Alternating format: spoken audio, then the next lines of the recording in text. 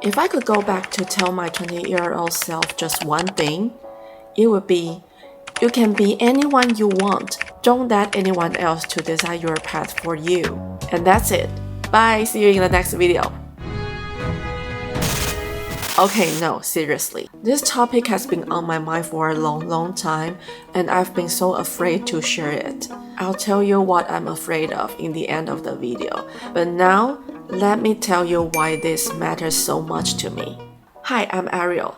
I used to be a pharmacist and a PhD student in Taiwan. I'm now on a journey to reinvent my career as a mother of 2 boys, starting as a creator and hopefully becoming a content lead at a startup in the near future. Since pivoting my career, I've made 4K as a video editor. I know it's not a lot yet, but it's really meaningful to me because it proved I can get paid by doing what I really love and capable of.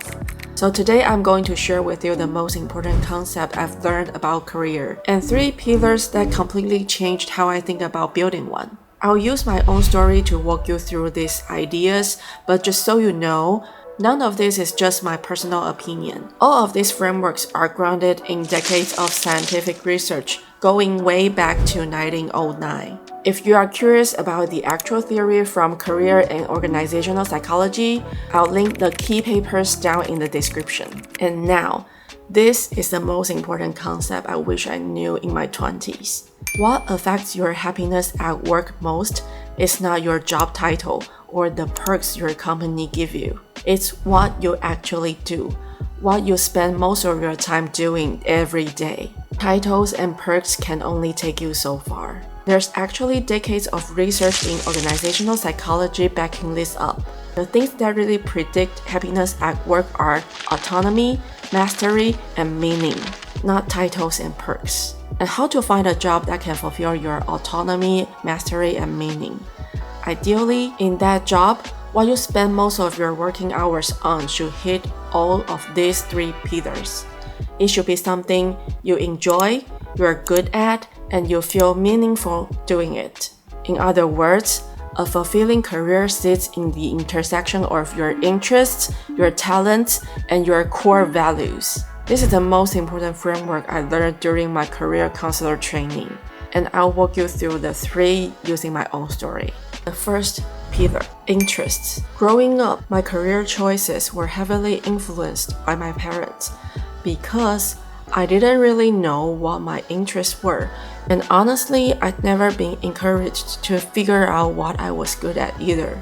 So whenever I was naturally drawn to something, my mom would gently steer me away.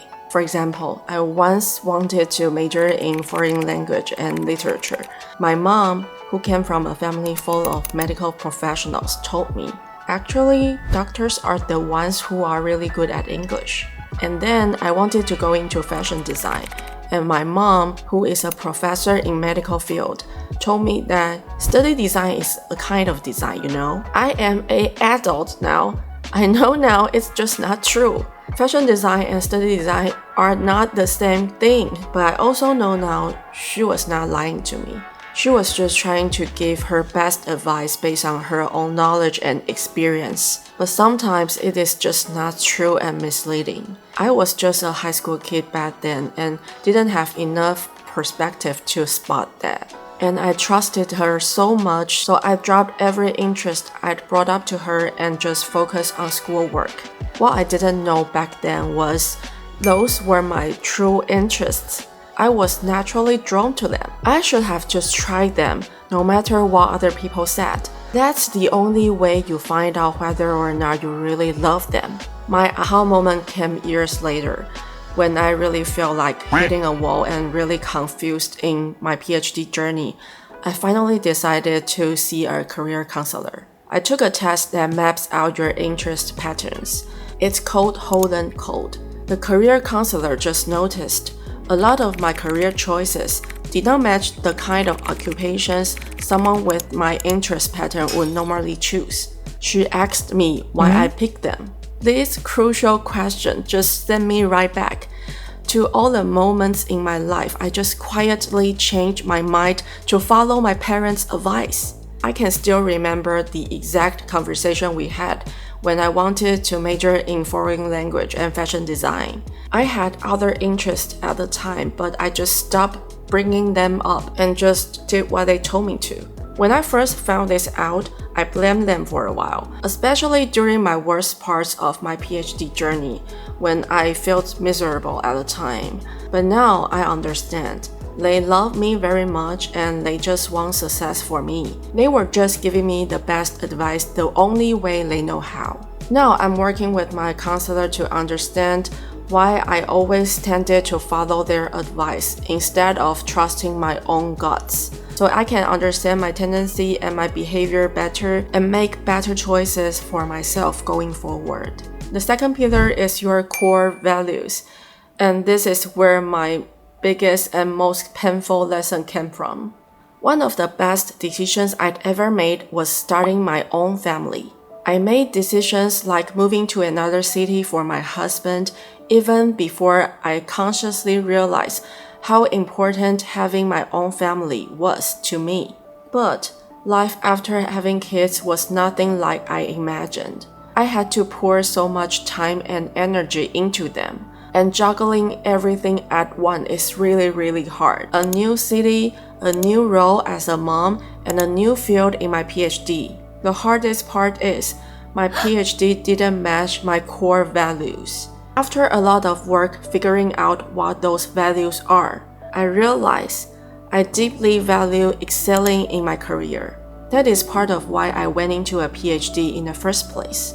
It still represents the highest level in the academic world, but I also value impact and financial autonomy, and the PhD just didn't give me those. Every conversation in every meeting room I entered was mainly about one thing: publishing in high-impact factor journals. Look, I get it.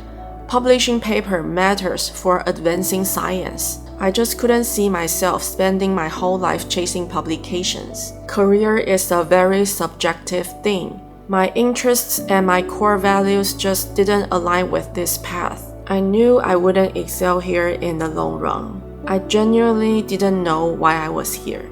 Looking back, that's also the very reason why I didn't perform very well in that environment, although I tried very hard. I have no clear vision of what I wanted to achieve in that path, and the whole point of a PhD is to practice to carve out your own path in this research world. If you don't have a vision or at least enjoy the process so much, it's really hard to actually do good work here. You can't carve out a path you don't really want to walk. If I had known back then how important it is to honor your core values, I wouldn't have started a PhD when I was building my own family. I would stuck to my original plan, get a job in the pharmaceutical industry and slowly pivot into what really interests me. I would have done more research on what people actually do day to day during a PhD in a certain field, through internet, linking, and coffee chats, and only started a PhD when I was financially stable and only if I knew how this PhD would help towards my next career goal. I wouldn't started a PhD just because my parents strongly suggested it or because I kind of wanted to learn about data. Those are just not good enough reasons. And the third pillar, skills. The skills are usually the first things people think of when people want to find a job. They will first read the job description and feel overwhelmed by the long list of skills a job required. They will freeze, not know what to do, and stop themselves before even trying. But honestly, in this day and age, skills are the easiest part. There are thousands of courses and bootcamps out there to help you build a new skill and portfolio in any new field, as long as you are sure you want to commit to it. The hardest part is actually figuring out what you truly love, the kind of work you can spend hours on and still enjoy the process. That usually come from your interest and your passion and the alignment with your core values. Those are the most important pieces. Once you have that clarity, it will be much easier for you to pick up that skill. And while you are learning, you will know more about whether you really love doing it, How quick can you pick up the skills? This will also tell you more about whether you should pursue it long term. You will find more clarity in that and tell whether you can be competitive in that field. And actually, that happened to me. When I took an interest assessment, I learned that my dominant traits are enterprising and artistic, and a field that fits this combination best is media. That actually explained a lot about why, when I first started to pivot my career, I was drawn to social media naturally. I tried everything I could in the social media space. I write blog posts, I made Instagram carousels, I started a podcast, and finally I tried making videos. And that's when I found it. I genuinely love telling stories through video. I only made around 6 quality videos before I landed my first client. So here's the thing.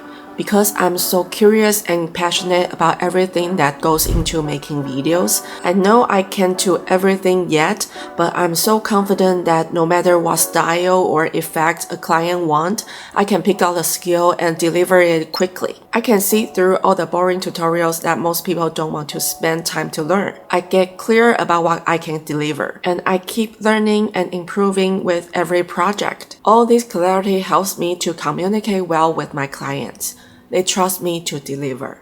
Being passionate about the skills you're developing really helps you stand out. You really enjoy the process and feel like play when other people feel like work. You can earn the trust from people you work with faster than you'd expect. And being a video editor also fulfills the core values I've come to treasure most since becoming a mom. I value time and location freedom to do my job well and also have enough time and energy to be with my kids. So those are the 3 pillars: interests, core values, and skills. Understanding these 3 and pairing with the experimental mindset is the fastest way to find and build the career and life you really want. I know it sounds like a lot of work, but trust me. After learning all of this, I realized I started to circling back to all the things I was naturally drawn to when I was a kid. I'm finally starting to build a career of my own using all this knowledge. I spent so much time chasing the dreams that other people set for me. I wouldn't say it's a complete waste of time because I still learn a lot from this nearly 20 years of experience. But if I'd had all this knowledge back in college, I would have started experimenting earlier and building a completely different career way faster. And the most important thing is this. The decision has to be yours. The career is a very subjective thing. You are the only person who is feeling it every day. Duh.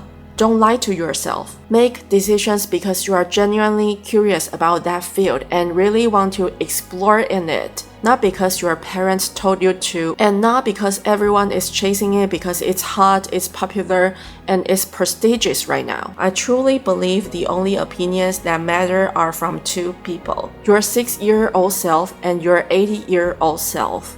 So, if you are feeling that pull to pivot, to finally try the thing that you've always wanted to try, to see what you can really pull off, start with this. Make a list of the things that you are interested in and explore the possibilities that aligns with your core value using the internet, social media, and coffee chats. Fill the skill gaps you have. Take action and check in with yourself periodically. Do you actually enjoy the thing? If yes, run tiny experiments and keep improving. That's how you start and that's how you keep growing. And don't forget, you can always pivot and you can always change your mind. Giving something up doesn't mean you are a quitter. It means you learned. You are a learner of life. As long as you're being honest with yourself, you're not escaping because things start to get hard. And actually, it's a great sign if you can persevere when things get hard. It's a sign that this thing is really your thing. And please do not forget to rest and take care of yourself. Oh, and the thing I was afraid of to share this story at the start. Here it is. I was scared to put out this story because I wasn't sure how it would land in Asian culture. And I really don't want to hurt my parents. The last thing I want is for my mom's friend to see this and say something bad about her. If you know Asian aunties and uncles, you know exactly what I mean. At the same time, this topic is something I'm so passionate about right now that I really want to share to hopefully help someone out there. This is something I really wish I knew in my 20s. So I finally find a way to get it out. Making this content in English is the way I think of to share my story and try not to hurt my parents. They love me so much and I know they just want me to succeed. They just didn't have the right tools or the knowledge I've mentioned in this video to help me navigate my career. That is why making this video is so important to me, and I'm really happy and grateful now I'm figuring it out for myself. And finally, thank you for watching. Thank you for staying so long. And I'm Ariel, a former pharmacist and PhD student trying to rebuild my life around content. If you want more career insights or want to follow along as I rebuild my life, check out here for my other videos, and I'll see you in the next one.